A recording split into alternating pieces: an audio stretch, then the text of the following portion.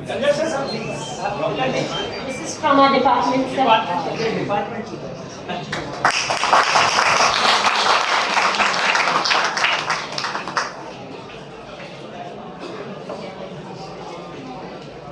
Well, I suppose this was a slightly prolonged felicitation ceremony. And after that, now may I invite our principal, sir, to deliver a welcome note and introduce our guests of the day. Thank you.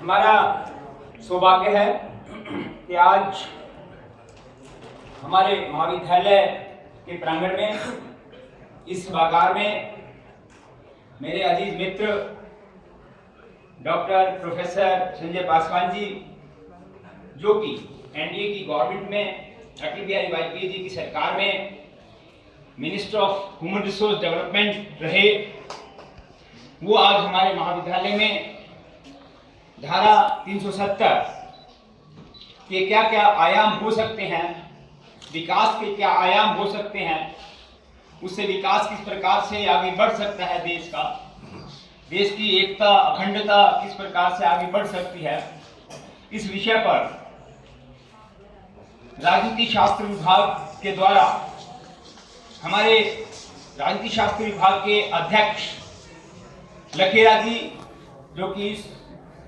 आज के कार्यक्रम की convener हैं, और इनके साथ ही इनके सहयोगी डॉक्टर मनीष कुमार जी, जो कि सह कन्वीनर हैं, को कन्वीनर हैं, इस आयोजन में आप हमारे महाविद्यालय में पधारे। मैं आपका समस्त महाविद्यालय परिवार की ओर से,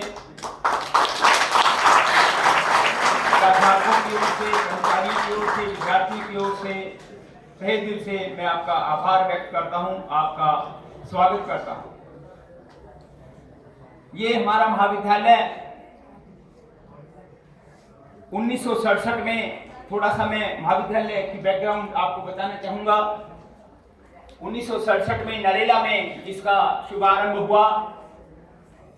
हमारे इस क्षेत्र के एक बहुत ही कर्मठ आरिस्माजी नेता चौधरी हीरा सिंह जी और उनके साथी, जो कि देश के स्वतंत्रता संग्राम में भी जिनकी भागीदारी रही, उनके प्रयत्नों से नरेला में एक छोटा सा भवन था जिसका नाम है गांधी आश्रम।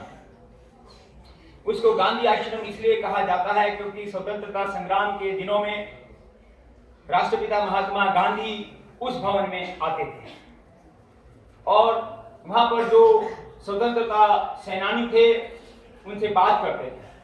तो इसलिए वहां पर ऐसे ऐतिहासिक स्थान से इस महाविद्यालय का शुभारंभ हुआ। उसके बाद 1969 में यह महाविद्यालय नरेला से बदल करके यहाँ पर इस बिल्डिंग में शिफ्ट किया गया।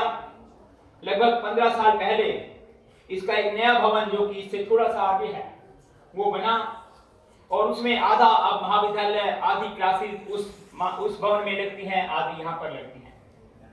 मान्यवर, हमारे महाविद्यालय में लगभग 5000 छात्र छात्राएं शिक्षा ग्रहण करते हैं। 18 डिपार्टमेंट हैं हमारे यहाँ। BSc honours chemistry, physics, botany, zoology, microbiology है। BSc applied physical sciences, life sciences, applied life sciences के कोर्सेज हैं।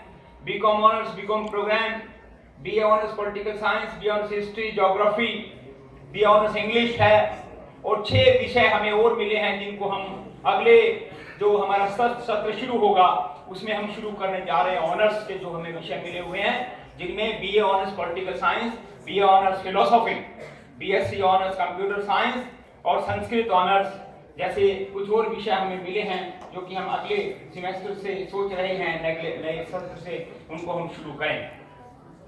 मान्यवर, ये जो महाविद्यालय है ये 25 एकड़ का प्लॉट है, लेकिन ये हमारा नहीं है, ये दिल्ली सरकार का है। हमारा 9 एकड़ का प्लॉट जो जिसमें महाविद्यालय बना हुआ है वो हमारा कॉलेज का है। ये हमें देर सवेर हमें इसको छोड़ना है। इसके अलावा हमारे पास नरेला की ग्राम पंचायत के द्वारा 22 एकड़ भूमि जो दान दी हुई है, कॉलेज के लिए दान दी गई थी, वो भी हमारे पास है, जिसको भी हमें विकसित करना है।